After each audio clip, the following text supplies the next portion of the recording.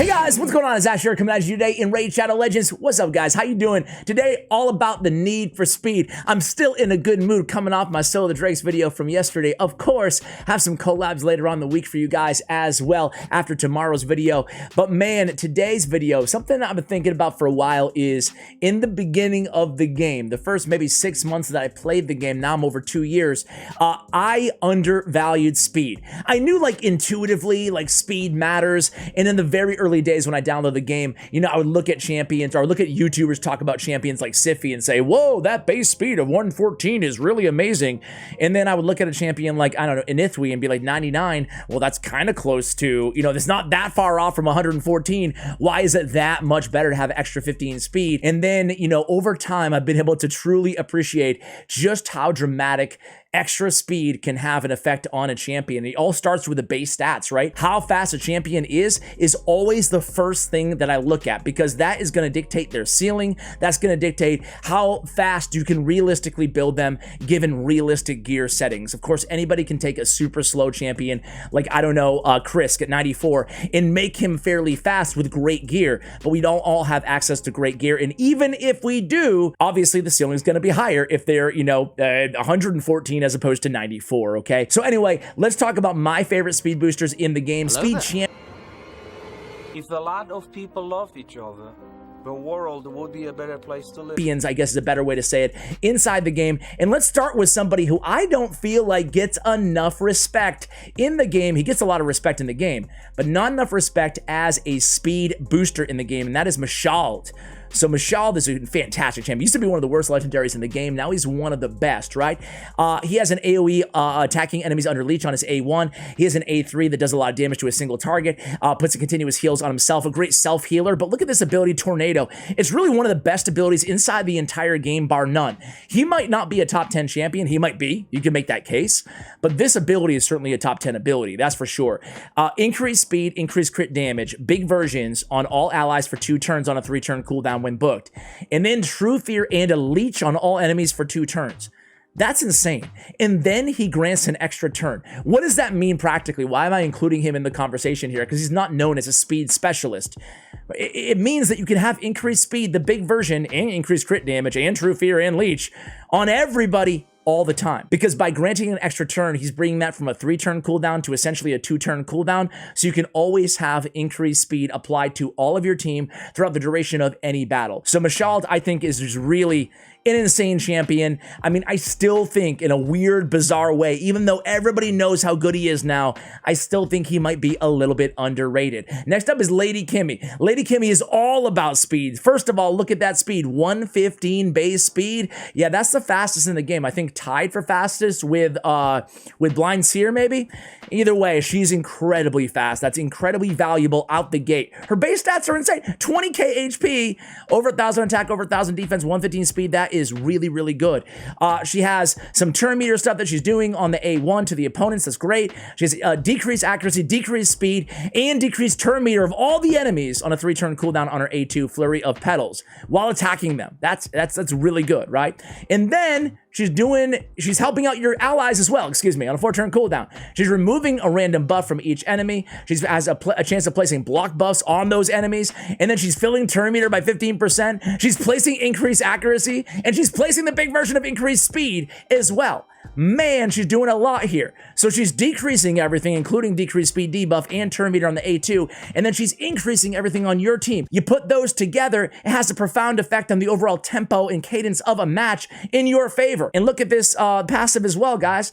Look at both parts, right? Whenever this champion places a debuff on an enemy, decreases enemy's turn meter by 5%. Whenever this champion or an ally receives a debuff, fills their turn meter by 5%. So obviously, Lady Kimmy is insane. She also has speed in Doom Tower battles. Yes, yes, yes, yes. You are unbelievable. I love you. I lied. There's actually 12 champions. I want to give love to a quick bonus for you guys. Not a bonus. I was shocked, honestly, guys. I was shocked, and he's not a Lizardman. He's a Skinwalker. Why do I keep going to Lizardmen? Lizardmen and Skinwalkers, I'm getting confused sometimes. Coronard, man. He is a sneaky pick for a turn meter control, for a control champion overall.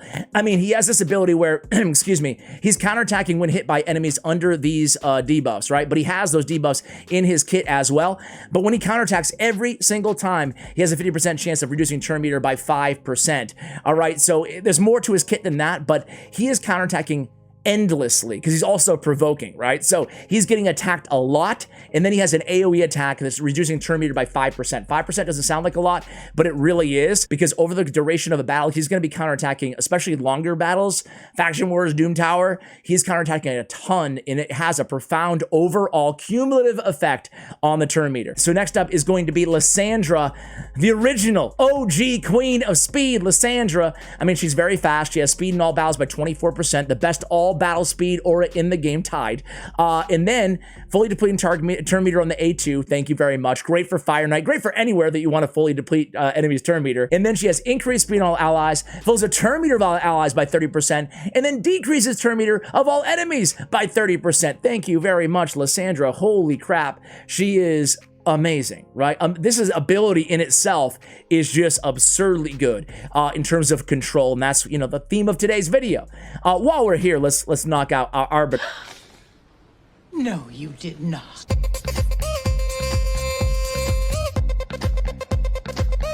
The best arena speed booster in the game, increased speed in all arena battles by 30%. You know, that's the second best arena aura next to Lord Shazar. Yeah, I think that's accurate, right? Lord Shazar is the only one with 32%. Is there one more? I think there's one more on top of Lord Shazar. Either way, Mentor of Heroes, we get increased attack. What a great opening arena ability, right? This is what she's known for, Mentor of Heroes. And then fills turn meter by 30% in addition to that. So we get the turn meter boost, we get the amazing speed aura, and then we have Destiny's Call, her A4, which revives all dead allies and fills their turn meter by 20%. Grants an extra turn to this champion if any ally was successfully revived. The cool thing about this ability is you can use it even if there's no dead allies, just as a turn meter boost if you want to, in lieu of her A2 here. So depending on what the enemy team is doing, you might forego attacking them with a weak hitting. Maybe they don't have any buffs up, for example. You go with a double turn meter boost, especially if you're confident that you're not going to need that revival. Just don't get caught without it. I'm sure we've all been there, especially if you have auto attack on our arena teams. Next up is going to be champion that we mentioned here on the channel a few times before, and that is, you guys know I'm a big fan. I'm a big fan of this champion, even though she is not talked about very often. It's Golden Reaper. She's very fast, especially for an epic champion, 111 base speed. She has this ability here on the, she has turn meter decreasing on the A2, which is nice to have.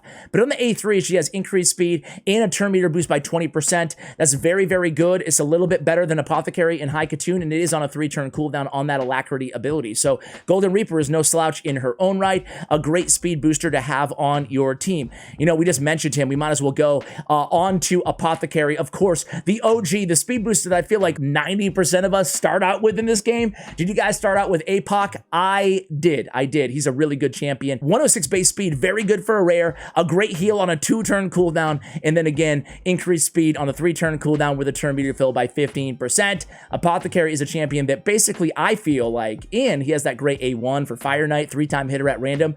I feel like he's a champion that almost everybody can benefit from, at least in the early, in the mid game, and he scales all the way to the end game. For a rare champion, that is pretty cool. Speaking of early accessible champions, High Katun is really a class act, guys. She's a daily login reward champion that everybody gets, and I think almost everybody should build. Almost everybody, depending if you have better options already. If you get lucky, on my free-to-play account, I already had Apothecary built, and I had a few other speed boosters as well, so I kind of bypassed her, but I think that's probably the exception to the rule. She has decreased speed on her A1, great to have. She has turn meter fill by 15% and increased speed, again, on a 3-turn cooldown on Rally the Horde on her A2. And then she has an AoE attack with turn meter depletion on all enemies on her A3, and she has speed in all battles. A lot of people use High Katun as their early aura lead in this game, and in the mid game as well, and in the late game as well, right? High Katun is a very good all-around champion, and namely in the control genre of champions, she is really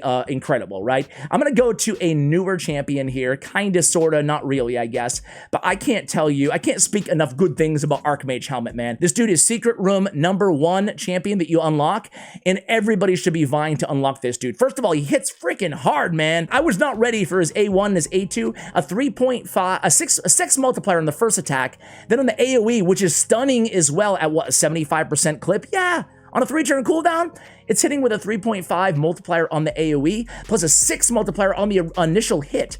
That's really, really crazy. Anyway, he has increased speed on the A3. The reason I have him on the list, because just having increased speed, there's a ton of champions who have just increased speed. But also, he himself is immune to turn meter decreasing effects. He also has speed in arena battles by 17% on the aura, and then he's filling his own turn meter by 20% on every critical hit off of his A1. So this guy is just a speed machine.